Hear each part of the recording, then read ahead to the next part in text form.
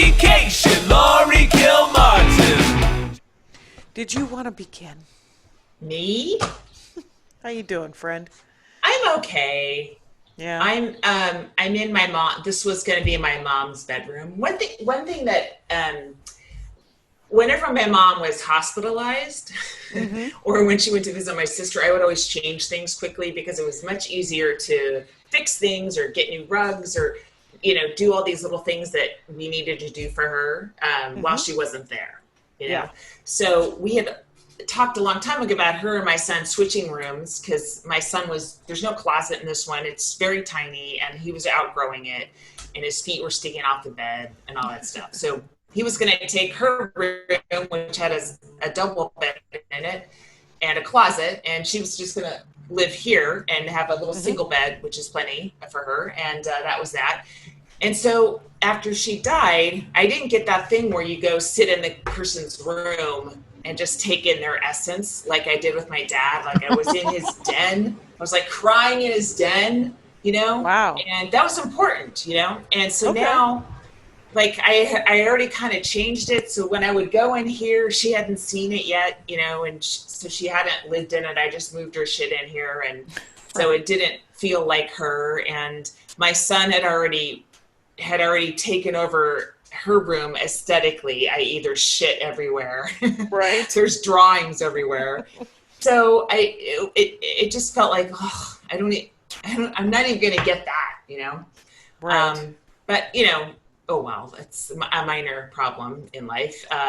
So this week, I took a lot of her stuff out, almost all of it, and put it in suitcases. I'm not throwing anything away for like a year. I'll just figure it out. She has like a million house dresses. So there's the one that was the least annoying to me. So, that hangs like a jersey, like a Hall of Fame jersey. Like a jersey. in this little den. And, there's a few more things that are her canes over here and stuff that I'll get rid of at some point. But for now, I just needed to take this thing out of my bedroom. So I just had a little more space in my bedroom and, kind of turn this back into this originally was my little office room when I first moved here before my mom moved in. Right. So, Yeah. Yeah. I came to drop off some cards for you. That was so cool. Two shipments of cards from Patreon our Patreon people. So nice. Yes, from fans. Very sweet. And then your screen door, your screen door was open and I yelled for your son. I yelled your name and no one answered. And I was like, well, this doesn't feel super safe. Anyway. I can't believe you didn't check to see that we weren't murdered inside. Well, what I did was Have you ever seen a horror movie? Come on, Jackie. I have not on purpose. And so I got into my car and I was driving around thinking you were just walking the puppy around. And I ran into your son galumphing down the street like the giant man-child that I know. I was like, is that man his son? And he's got to be 6 feet tall now. More than that, and he has leg hair and, a little baby mustache. Enormous man. Yeah, it's crazy. Yeah, he could not fit in here. It just didn't work. Is he still 13? Yeah, 13 and a half. Yeah. Yeah. All right. There's a lot of hair too because of the quarantine. There's been no haircuts. I know. He's half Hispanic, and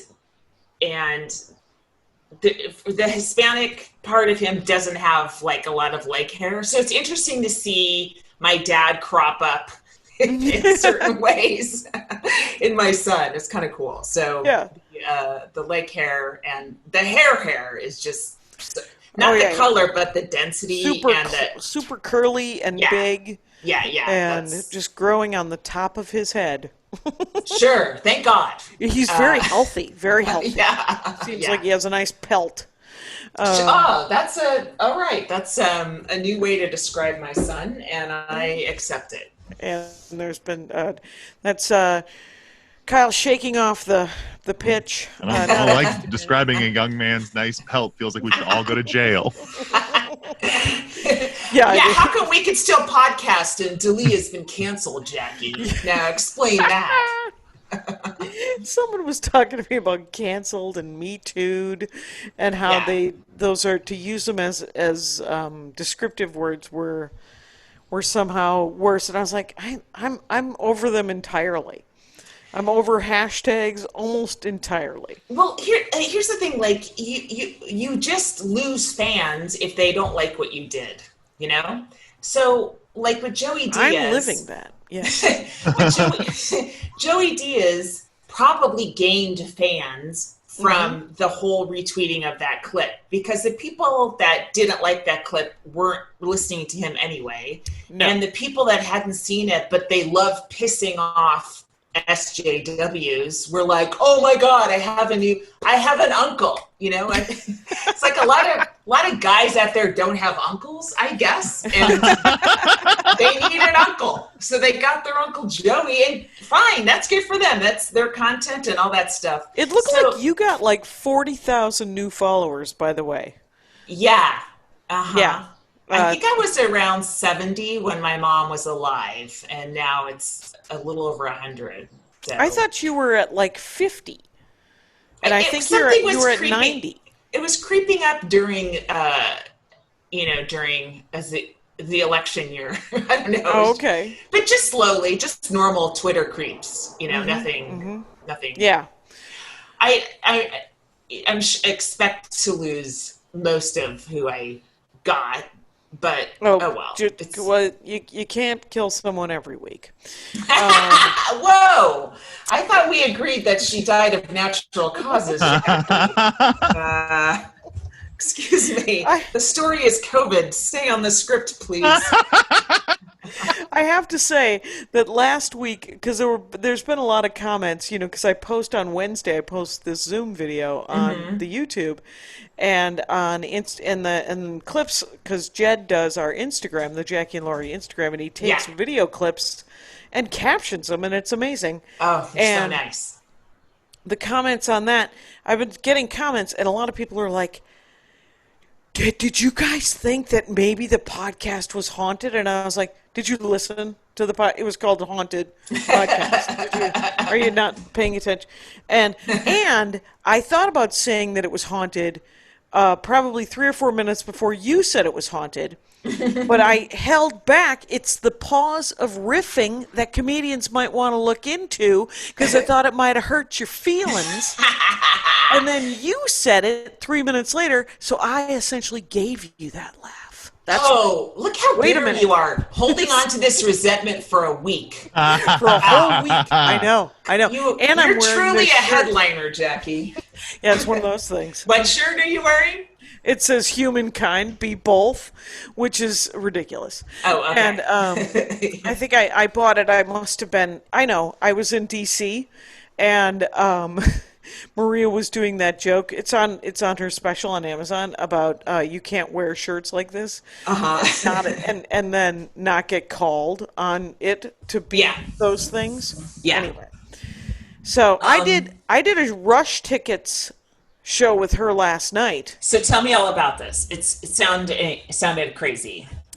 It was crazy because it's one of those shows where I think they have their own video platform that and they have a giant chat. So what you do for $15, you buy the show. Mm-hmm. And then you're saying Rush Tickets has its own platform. I think so. Okay. Even though it got pushed there from Zoom. Oh. Like it was just me, Maria, and Jessica, the tech person. And see, that's the only audience, the only people that you're playing to? And TJ Mark Walter, who stayed muted. But Wait, he muted himself? Yeah. Oh no. But texted me to say that he liked the possible name of my album. And So neither you guys you're both doing your act to no audience. Just each other. Oh my God. No. Why? Why not have like 5 people in the Zoom thing with you guys? Right, because the thing about Rush tickets is that it was $15 to get into the to watch the stream, the live stream. Was and then there was a real-time chat, which was great. That accepted tips. Which oh shit! And they were suggested tips were $10. Oh my So God! I don't know. Can you tell me? I don't know. I don't know who the tips were going to. Oh. Okay. Or how much money they came up with. Okay. I Wow, do know that's that exciting. she sold over 2,000 tickets. Oh my fucking God! And Oh my it God. maxed out at 5,000, so it must have been in webinar mode. So that's $20,000 plus 5. Wait, I can't handle that amount of money. It's Right. $2,000. It's $25,000. Oh my God! But 25. Remember, Titus sold 5,200 at $10 a pop. And so how And much? And I don't think he had any fees, and I didn't think he had to pay his agent. And Wow. but I think Fortune Feimster just did the next Titus one. You know how Titus has that? I told you about him having. Is that it like studio? Titus Presents or something? Kind of, because it's just attached to his house. He's got a studio. Oh my God! Remember, I was telling you about how he was going to disinfect it, and just you had to bring people who had quarantined themselves to come see the show, and then he was going to live stream it. Remember that? It was a couple episodes ago. That sounded improbable, but it's working. I guess it's working. He's done. I know that he was going to do Brad Williams, and then he did do Josh Blue, and now he's done Fortune. So now it's comedians are opening up their own comedy clubs in their homes. That's what's happening now. That's what this is. That's what that room is that you live in. That's what your tiny office has become. Yeah. Damn. Mm-hmm. Did you? I just so like California today. Things were closed down again. Bars, we're still in the restaurants. first wave, dummies. You could argue that had we not reopened a little bit, my mom would still be alive, right? Right. You know? Or they had shut it down harder. Mm-hmm. Because or she would be dead at my hand instead of the pandemics. Right. Well, I don't think that Memorial Day was people being open. I think that was just people going outside without any sort of sense of, but then about 3 weeks ago, they did open, like, patio. 3 weeks ago is Memorial Day. Okay, that's right. So then it was after Memorial Day, though, that they opened up sort of sidewalk cafes. Somebody told me they went to lunch at a sidewalk cafe, and I was like, did you get your food to go? Because the last time I went out to eat was I met Carmen Morales at the Magnolia Grill, and we parked next to each other. And we both got to go, and we ate breakfast burritos. Sounds awful. It was delightful. And previously, I went to Bob's Big Boy, which has car hop service. And that's just you're parked next to each other, and they just bring you a tray like it's 1957. Well, I haven't been doing anything like that, but no, but those are the only, and that's in the last 4 months. But I will say, okay, so we did this. I only did 10 minutes in front of Maria. Okay, let's go back to this. Yes. Yeah, let's get back to this. And then she did an hour, and I was the only audience member. And luckily, I hadn't seen her hour in about 3 weeks. So a lot of new lines. Wow.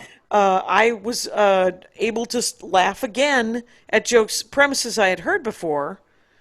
First of all, because they're hilarious. Yeah. I mean, it's, when you watch someone do another set that you're like, no, this is a great one.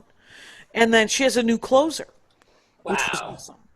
And, she's got the new opener and the new closer. Or the opener, I think, used to be you know how it goes. Whatever. Yeah. So switch it around. Yeah, mix it up, see what closes. And so she's working it, and she only forgot one joke, and but she did an hour, and then we sat around for an hour, taking questions from the chat room, generating more tips. Except for the chat room had 2,000 people in it, and it went by too fast. And I'm trying to, I was doing the sort of the tech part of that. They didn't. I wish Rush Tickets had sort of had somebody, instead of just encouraging tips, writing down what the fucking questions were. That would have been great. And so I literally just changed the name on my Zoom to my email address. And I was like, why don't you just email your questions for Maria? And then 200 emails later. I got a lot of the same questions. You know, you should just go, why don't you Venmo me your questions for Maria? Just put it in the comments of the Venmo. Everybody send me a dime. Everybody send me a dime. It's the lowest amount you can send, I think. Because a friend of mine sends people dimes just to say that she's thinking about them. And she likes to. That's nobody's friend. That's nobody's friend. A dime, really? Not at all. Yeah. Kyle agrees. No, I don't like that one bit. I don't even like $1. That's a serial killer move. Know that I want your dimes and I want your dimes. You people. Uh-oh. So anyway, but it was really, I mean, in the end, kind of the chat thing was more fun. The stand-up was great. I got to do some bits, and I got to work on, you know. How long did you do? I did 10 minutes. Oh, that's right. Okay. Yeah, and she still paid me that. What the Which was bananas. And amazing. Because Maria Bamford, I mean, she's like, share the wealth. We don't know how long it'll last. Sure. That is, if that's a slogan, it's Maria Bamford's slogan. And so other than that, I have 3 projects going right now. I need to split my set list into 2 different set lists. One for the squeaky set, so I can work on a squeaky set so that it's squeaky clean. Why? And then why do you need a squeaky clean set at this point in humanity? Because I wanted to play on Laughs USA on Sirius XM. Oh, sure. Okay. 1 million times. Okay. And then I also wait, remember months ago when I told you that somebody else was claiming some of my stuff on Sound Exchange? So I went and I sort of challenged it, and then I asked my label if they would talk to the distributor. And months go by, and then I called Sound Exchange, and they're like, well, you know, the distributor's email is right in the dispute. And so I emailed them, and moments later they were like, oh, that's right, that's yours. Released. Oh, nice. So this month, I'm not saying I don't want your dimes and dollars. I'm saying I got a big back pay. Oh, let me show me. Let me see. Right yeah, I down want to that. see your back pay. Give it to me right now. What the fuck? Oh my god, Jackie!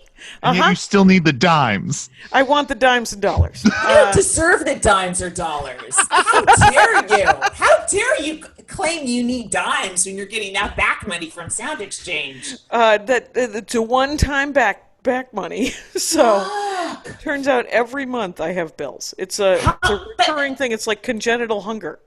How many comics have that money sitting there and they don't know it because they don't even know someone's taking their shit?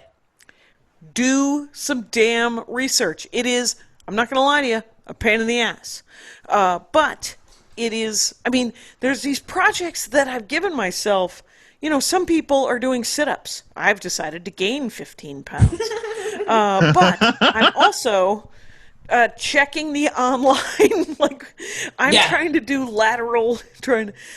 going to play a video game on Twitch. So now I have to learn how to use our PS4. So, but Beth Stelling and Ron Funches did it. And what it is you play this game. It's a battle royale game. Your son plays it, right? Yes, Apex Legend. Apex Legends. And so I have, I've trained I've gone to the firing range, and now I'm terrified to drop myself into this thing so that an 11-year-old can murder me. Jackie, my son has volunteered to play as you, and he will be happy to murder that 11-year-old for you. He will duck under the screen. You can move your thumbs like this on a phantom PS4, and he'll get the job done sitting beneath you. You can put your legs on his pelt and enjoy your earnings.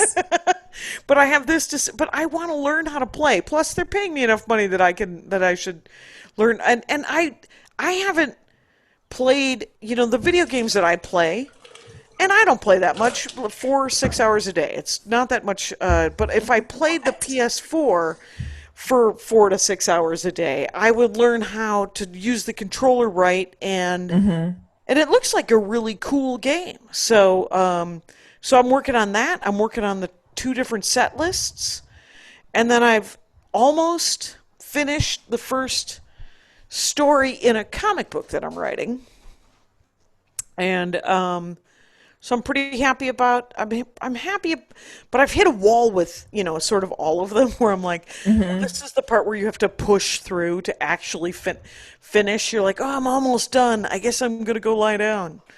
You ever do that where you're almost done? Yeah, I don't know. It's weird. I'm in a weird space, but I do notice that I have less tension in my back, which so I don't know what's next. I know what is actually next this week is I'm cutting, or I'm gonna have my son cut together a video of my mom. And and then we're gonna have the funeral on Sunday night on Zoom, and so that's sort of gonna take up my week, just putting it together and finding it, and then writing something about her to maybe put on legacy.com or whatever. So I don't know. It's just so weird to just be like, and then there you go. I guess I'm done with my mom, and full steam ahead. Life goes on. There was a guy. Weird. It's I mean, you can be both sad and have a little bit more serenity in your life because someone isn't yelling for popsicles at you. And actually, that's the part you miss. I think it's the Trump stuff. I saw that you put the dog's poop on some of her mail. I assume it's the dog's poop. Yes, it is. Thank you. Yeah, every person that came in my mentions and was like, "You got to get that checked," was a guy. Like, I think that's dog shit, Demi. It's an election year, so there's like horrible mail every single day. Every day. I have noticed that all of her right-wing books don't look like they were read. Like, she may have bought them and not opened them. And all of her romance novels are, the spines are barely kept together. She's doing some rereads. Yes. Yeah. I mean, there was no way to, whatever we were, it was going to keep going like that, right? Right. We were just, and the last 3 months were hard because it was quarantine, so I was never leaving the house, and so I couldn't go to the garage, and so we were always in each other's space. So we had some pretty nasty fights that I feel terrible about. Had I known this is the last 3 months of her life, because she felt like this. She's just going to be alive till she's 100 just to vex me. That's how I thought. And I don't know. Yeah. There's things you regret doing. When Nancy died, when my stepmom died, I had lunch with her 2 weeks before she died. I felt pretty lucky. Andy and I decided to take her and her boyfriend out for lunch. And her boyfriend, it wasn't your dad? Oh no, they had been divorced for some time. My father got married at Nancy when he found out that she was dating Bob, and because oh my God, and because my dad had this.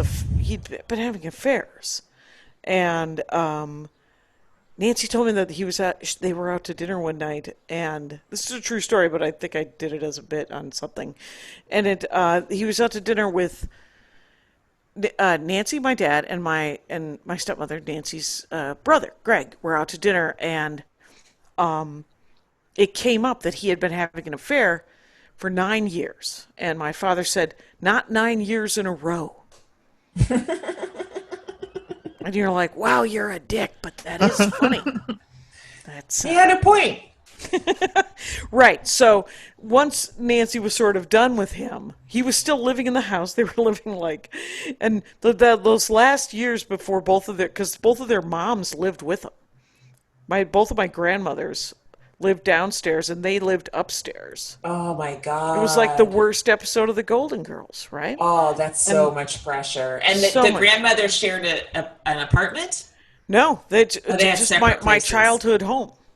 Okay. In my childhood home, so they had their bedrooms. own bedrooms downstairs. Yes. Wow. Yeah, and then Nancy and one of them was the Armenian grandma that survived the purge. Mm-hmm. The purge.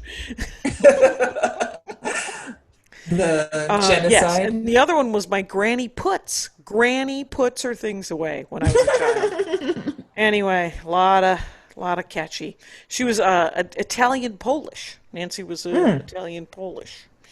So I don't know what Puts. I think the Putses were Polish. German. Right. They were the Polish side, and then Nancy's mom was, I believe, of Italian ancestry. Okay. So whatever, but I know that I still have a bad memory of Nancy just driving me nuts one night, and me just getting in her face, and I can't fix that. I can't fix that memory. Yeah. I can't unsay the things I said or did, and all I can do is kind of still be guilty about it, and then try not to treat anybody else like I treated her.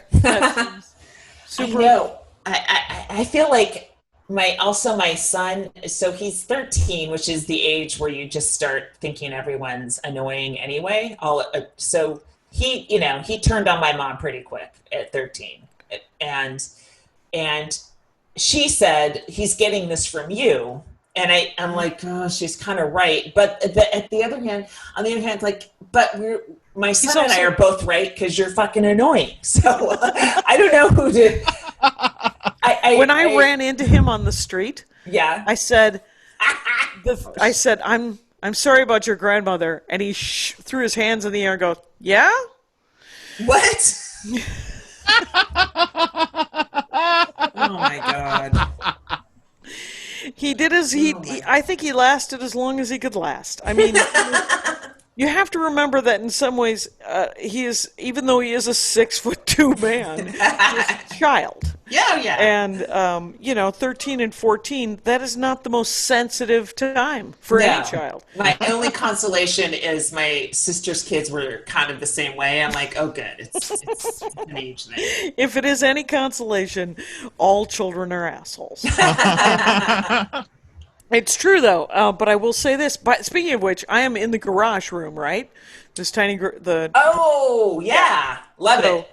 Yeah, Andy put up, he put the stuff on the walls, which is... So he kind of replicated the background. That's nice. Right, because he's going to buy another Hot Wheel case for the guest room in the house. Oh, good. I bet your guests are always craving another Hot Wheel case. You were worried that there wasn't going to be room for just stacks of Hot Wheels to be boxed. God. You guys are about to open the worst Airbnb ever. Let me just tell you right off the bat.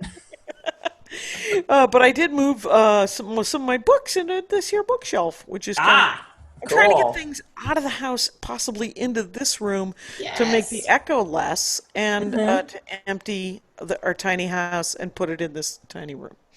So, but I am essentially right up against the alley. And here's the thing: before quarantine, children spent a lot of time in homes because their parents were not around all the time. Now their parents are around all the time. These children are playing outside, and they're in my alley, and they're doing things that I did when I was a child in alleys, which is screaming and yelling and chasing people and throwing balls against walls. And I was like, oh, the joy of childhood. It's loud. It's super loud. Anyway. Let's take a break. Oh, yeah. Let's take a good call. Yeah. Max Fun break, you guys. I'm trying to see. Okay. And how about a comic of the week? Oh, our comic of the week is Ashley Ray. Very funny, and she's also really funny on Twitter. I watched her stand up. I watched a set from the Ripped Bodice. It was really So great did I. set. Did you see my hat that the Ripped Bodice sent me? Hell yeah. Oh, a trollop hat? Yeah. Oh, I got that's a- nice. I got a hat guess that says trollop. Mine is still in the mail. I'll look for it.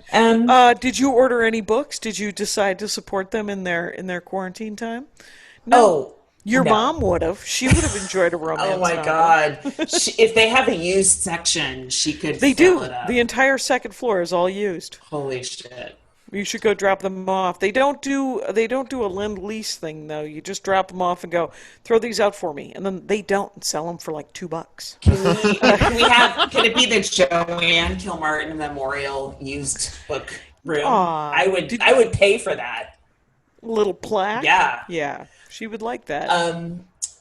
Yeah. So anyway, Ashley Ray, very funfunny. Yeah. I think she's from Chicago. Ashley Ray. Yeah, she's the Ashley Ray on Twitter, and it's ASHLEYRAY. Yeah, really funny set. Really funny set. I love that bit about her grandfather cheating. Oh my God. Her Hilarious. grandfather having a second family. Yes. Don't say anything else. I Yeah. won't. Don't it's give a spoiler alert. Yeah. Yeah. And she's very funny on Twitter. Very savage. Just mean. I love it. Oh, that. Awesome. So check her out, the Ashley Ray. Yeah. And this week's Dork Forest is with, this week and next week, two flappers, Barbara Holiday and Josh Schneider. They sent me a giant care package that was Aw. really cool. Yeah. That's very sweet. Yes. A lot of items that told me I am not clean enough. A lot of soaps and scrubs. I'm like, am I just leaking skin all over your green room? And this is how you're telling me? Exfoliating. A lot of messages in that care package. But loofahs, flappers. A lot of loofahs. I'll take it. I you know what? Maybe I need to loofah a little bit more. Well, I wish, I dropped that chocolate off that one night, and you thought it was for me, but it was actually from someone else who did not put a card in. No, the card said condolences. It's very And that- mysterious. right, and not signed. The best chocolate. It's hard to eat. It's so rich that I can't eat more than like half a piece at a time. Jackie, don't make that face. You would be the same way. It's very rich. It's very rich. Is it so rich? Are you off sugar and peanuts are too rich for you now? Anyway, Wow. What? You know what? I don't know what's going to set you off. What a weird flex! I know. What a nasty person you are. You've been holding a grudge about a riff you didn't do, and now you're angry because I can't power down the rich chocolate. well, what I like is that I seem to have gotten a card that was very nice. That was from someone named H. H, really, from New Jersey. Wait, Oh, Holly. Okay. Aw. is that the card? So Yes. so Andy found the card, right? Andy found the card. Okay. 'Cause I dropped off all the cards, what I Yeah. thought were all the cards, but one of Okay. them was for me. Wait, let me just so I open up a card and I'm like, oh, this is nice, and there's a $50 bill on the card, and I was like, oh my gosh, how sweet. I'll get my own flowers, I guess they're telling me, right? Then I read the card, Dear Jackie, thank you for being such a friend to Lori. So apparently I'm so difficult to be friends with that strangers are paying you to keep it up. This That's is a the message I lateral got. income stream. So Whatever it takes. whatever it takes. Well, I mean, people have actually, it's so, I mean, the cards are so sweet. And you got like Amazing. 20 of them. A ton of cards from you. First of all, I was very disturbed that so many people had your home address. I'm like, why do people know where you live? That's awful. I posted it in the Patreon. You posted it in the Patreon, and then many cards that were so nice and so touching, and I read all of them, and people promised to throw coffee on maskless people. People are eating baby carrots and vodka in a tribute to my mom, and just really nice stuff, and telling me not to feel guilty, and really kind stuff. And a lot of people who had already been through it with a parent had been through the hospice thing, so they knew. Oh, right. I was reminding them of all the moments, I guess, when I was doing it. So that was nice. Right. Very, very sweet. Podcast fans are the best. Mm-hmm. And so Barbara at Flappers is this week's Dork Forest, and she talked about escape rooms. And you know what? Your son might enjoy this. You guys could do this, and you could do it with your sister and her kids, because there's virtual escape rooms. No, you're just like, no, don't make me learn how to do a thing. I pitched. Conan did a remote with an escape room that I pitched, and it turned out to be a fun remote, but just watching. He and Jordan Schlansky had to figure out how to get out, and working together. And I was like, I would never want to do this. This isn't fun to me. And I don't understand people who would put themselves through this. Well, it's, it's weird. I don't think Andy actually likes them. He likes making them. But he doesn't like, because it is a team activity. Barbara was talking about how she goes in with her 4 best friends every Sunday. They went. She's been to over 200 of them. I would say this is something that improv people do and not stand-ups, because brutal. We're solo artists. We don't work with people. I don't want to fucking work with somebody to figure out how to get out of a place I paid to get into. Well, what I did like was that, because the thing with Barbara was that she's in charge of locks. Like they walk in the room and then it's all solo activity. Like her and her 4 friends. So the 5 of them, one of them's good at puzzles, one of them good at locks, another one's good at whatever, and so that's what she did. And then Josh Schneider, the booker for Flappers, is the following comic, also a comic, very funny. And he is doing, his dorkdom was movie soundtracks that he sang. Dun, dun, dun, dun, dun, dun, dun, dun, dun, whatever. Jackie, no. No? No. Well, it's not my dorkdom, but I was going to tell you that I don't think I've liked anyone's dorkdom that you've told me about. They all sound like, what the fuck are you doing? How about Robert Jenkins? This week was guns. He showed me his AR-15 and his 9mm. No. And weirdly enough, we shot it. He was sitting in his basement. So he was a man. Of course he was. In a dark in a basement with guns. But he's such a safety nut that it was a fascinating episode, actually. I would not have done guns with anyone else but Robert Jenkins, because Robert Jenkins is a lawyer. He's a great comic, but he's a lawyer. And he is a safety nut about guns. And, I'm the kind of person who shouldn't ever have a gun or any kind of weapon. You don't have to go into gun statistics. They're more likely to be used against you and in a suicide in your home. Yes. Yes. If you want to kill yourself in my home, you'll have to you'll have to eat my dinner. My garden's bursting with vegetables you don't want. Squash? Why are you growing the most useless vegetables? No one eats They're squash. delicious. Why don't you grow watermelons or apples like I like? I have a watermelon plant, actually, and I have 2 potato plants to clean your Irish heart, and eggplant and yellow squash and spaghetti squash and zucchini, and then I've got tomatoes. Some of those tomatoes are ready. One of them's almost ready to pick. Strawberries. We've had 2 strawberries already. Okay. Then I don't know, oranges and lemons and whatever. Oh my! But it's You're such a homebody. How are we gonna become road comics again while we're growing? Where we have gardens and dogs now. right. Did you see the Houston thing? Did I send you that the Joe Rogan sold out shows while they blow up and they're out of ICU? Yeah, beds? that's so terrifying. It's Sunday right now. So last night, I guess, they had 2 sold out shows. And Friday as well. So sold out means, did they sell every seat, or were they putting seats between people that were empty, or does anyone know?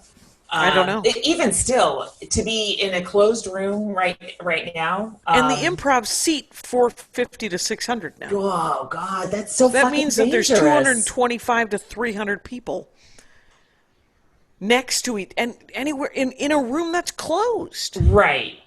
So what are the infection rates right now? Are they, if they're like 5%, then It was like you might 5 have like points.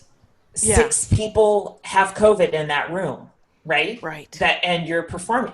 I mean, it's a huge risk to him and the other comics, because they're totally maskless when they're on stage, and then. I don't know if the audience is masked. It sounds like they wouldn't be, because they're fucking Rogan fans and they're not pussies. It's so funny. I was talking to my brother Russ, who's going to be teaching in the fall, and in class, I don't know, at the University of Whitewater, and he teaches like Econ 101, which has to have 250, 300 kids in it, and those big lecture halls. And he was talking about how he will, of course, be wearing a mask, because he's like, what am I, looking for a date? I'm married. What do I care? And that's an odd reason to wear a mask, but okay, yeah. I'll take whatever any gets a reason. middle-aged man in a mask is good. Exactly. I guess they don't like it. Yeah. So I'll take whatever your rationalization is. But And my dad. Oh, go ahead. Go. Yeah, I'm grieving Jackie. Exactly. I want to hear. We're only at 40 minutes. We could both tell stories. I'm going to say something you are going to claim to have thought of 30 seconds ago and didn't say. So go ahead. Well, what other genius riffs am I going to have that you're going to say you thought of but sat on? Well, let's see. Yeah, Jed, why don't you caption this? So here's the thing, like, I can't believe the city of Houston allowed the shows to go on, because they sent out red alerts to people, like a tornado alert, basically. Stay in your homes. There's COVID out there. Like, those fucking Texas alerts are scary. It makes it feel like there's clouds of COVID right outside your house, right? Right. And I guess it was still voluntary. I that just shocks me, you know. Not to be negative, and I want the improvs to stay in business, and I want everything to stay in business, but that's fucking dangerous, man. Yeah. It's a mess, man. There doesn't seem to be a lot of. Did you see the woman in Trader Joe's in North Hollywood? That's right by. That's kind of right up from your place. North Hollywood, yeah. Because there's a new Trader Joe's on Laurel Canyon and I think Oxnard. Anyway, but there was a woman who went in, stood 30 minutes to get in line, wore a mask, walked in, took off her mask, and then did not fill her basket, got in people's faces until somebody told her to put her mask up, and it was a guy, and then started screaming QAnon crap. And then the manager came over, very sane, supposedly, and was just like, ma'am, you're going to have to leave. And she's like, I have to leave. This guy told me to put on a mask, and now I have to leave? Yeah. And you're like, yeah. And then she said that we were all sheep and Democratic Party pigs? Yeah. Comics, here's the thing. Every store should hire a comic / bouncer to yell at people. Everyone's unemployed. We all need money. I would love to yell at people. I am excited. Did I tell you about when I went into the pet store? Did I tell you that last week? I think so, yeah. Oh, okay. That you were just yelling that your mom had just passed. Yeah. Oh, yeah. I hit her with every single fucking bullet in my, in my What was the response? She yelled back. She's like, I'm on the phone with my daughter, and she was having a rough conversation with her daughter.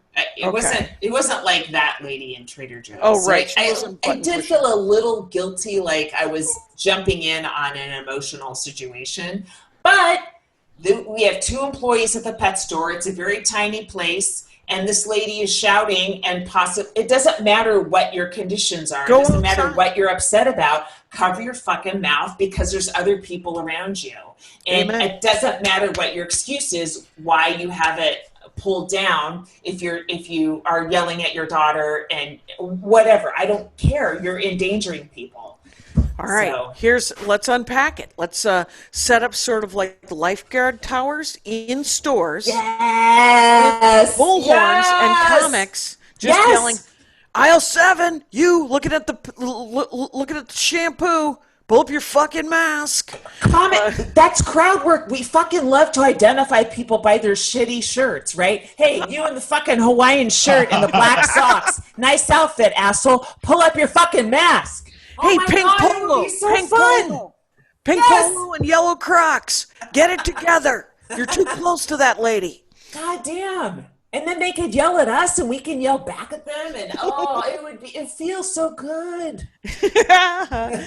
There are comics who are living for those gigs. I know. I'm one of them. I miss yelling at people in the audience. I miss telling people to shut the fuck up, and I miss having them removed. I mean, that's part of stand-up to me.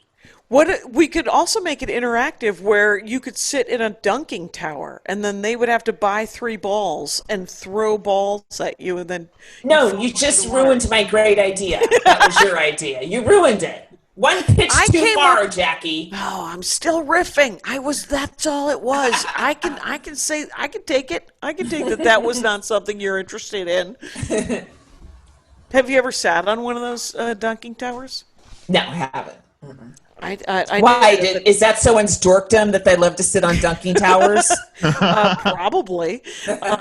I sat on one at I worked the church picnic, and you could sit on the dunking tower until you got knocked in, because they wanted someone dry, and some people were really good with their aim. Here's the thing. That story, it's a good one. So, whew.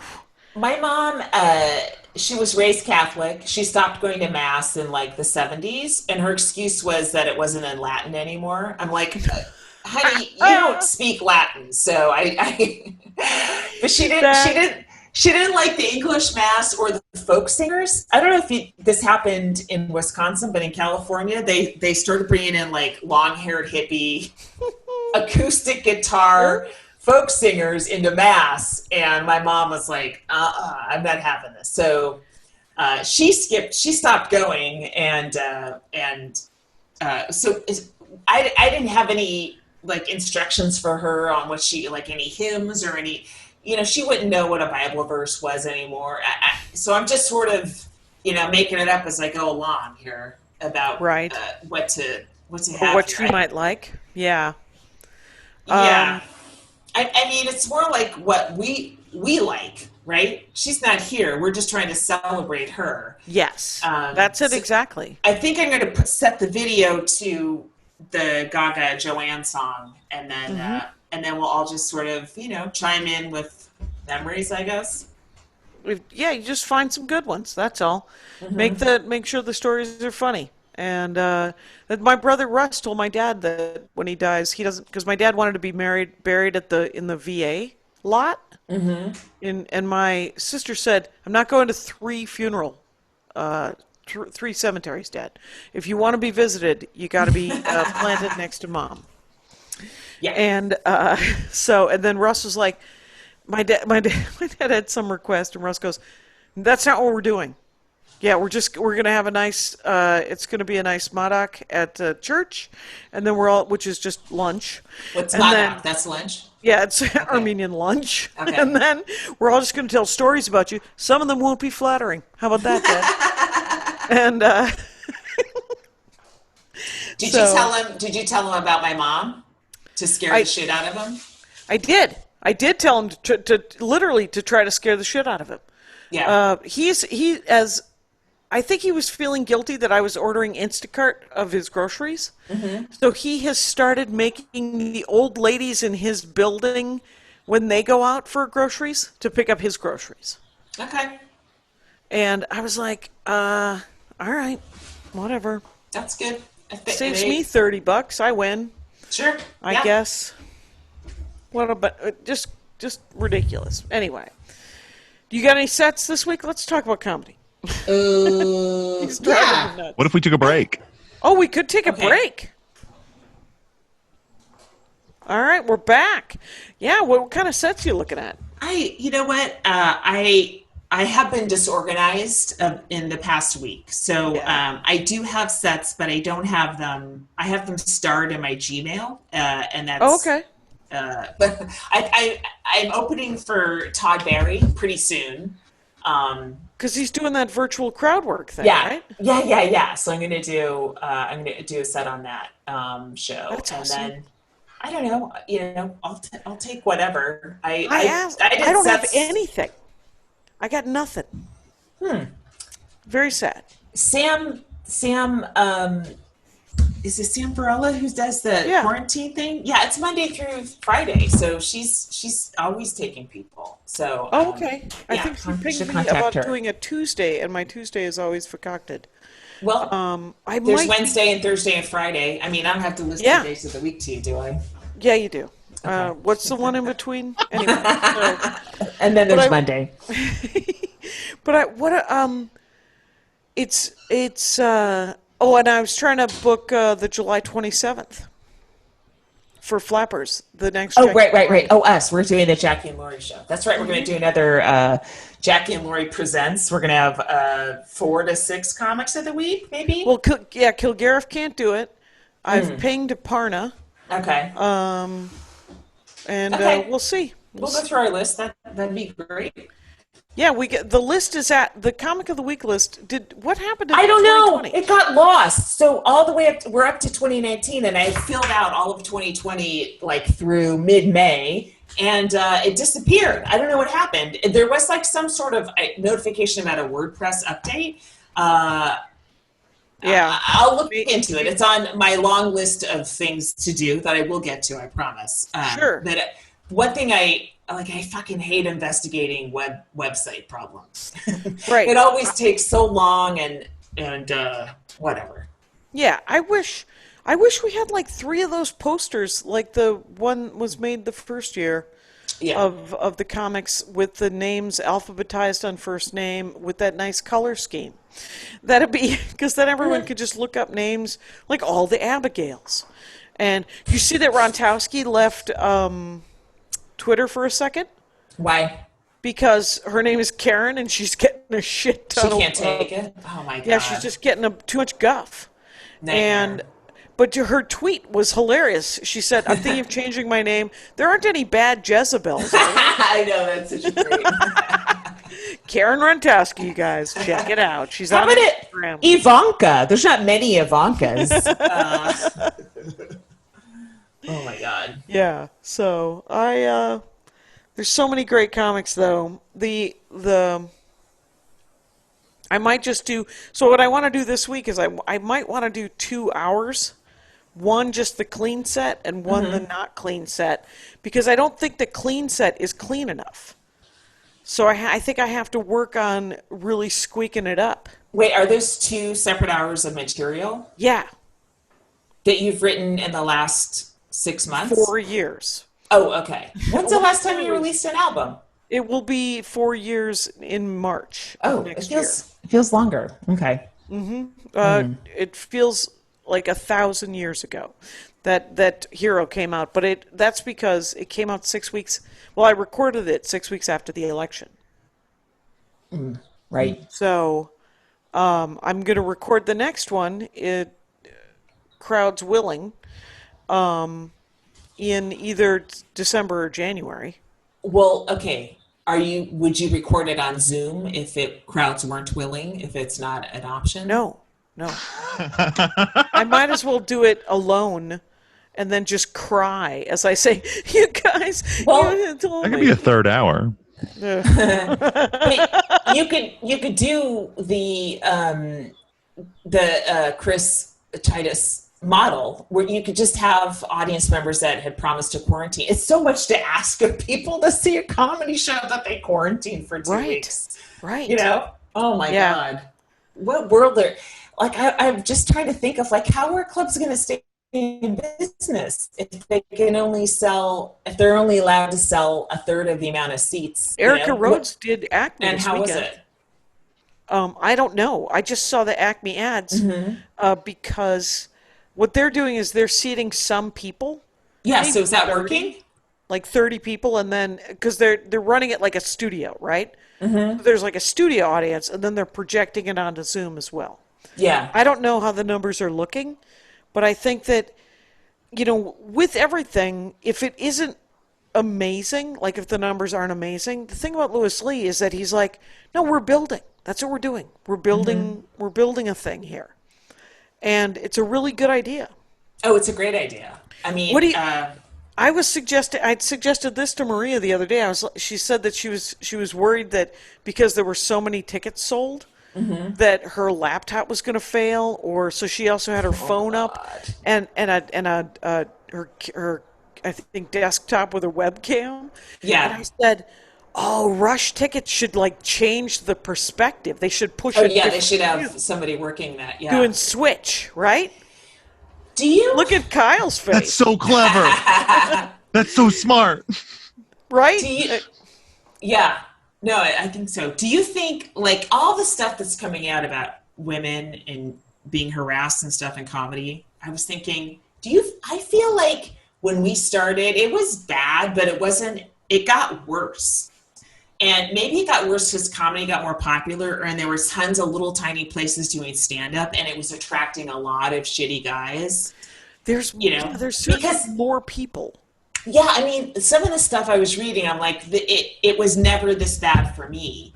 And maybe when we started, I started in a really great scene in San Francisco. So I almost feel like the presence of gay performers changes the dynamic of how like straight men behave in a way. I wonder if that's what made San Francisco a better scene. But also there weren't that many places to perform, so we all sort of knew each other, and it feels like the stories I'm hearing from like Eliza Skinner and the younger comics that came up after us are things where comedy got so popular, it just attracted a lot more worse people, a lot more people, and so we have more percentage of. There might not have been enough women to harass, but I bet you if you asked like the staff from the 70s and 80s, because there were a lot more. I wasn't doing stand-up, but I mean, like me neither. But I mean, late 80s, early 90s. It was bad, but it wasn't horrible. But there were always waitresses. There were always cocktail waitresses, and there were always people who were getting attacked and raped and horrible comments, and and then more women started doing stand-up comedy, and so some of that energy, that creep energy, could come to the actual comics. What do you think of that theory? Maybe? No? I don't know. I don't know.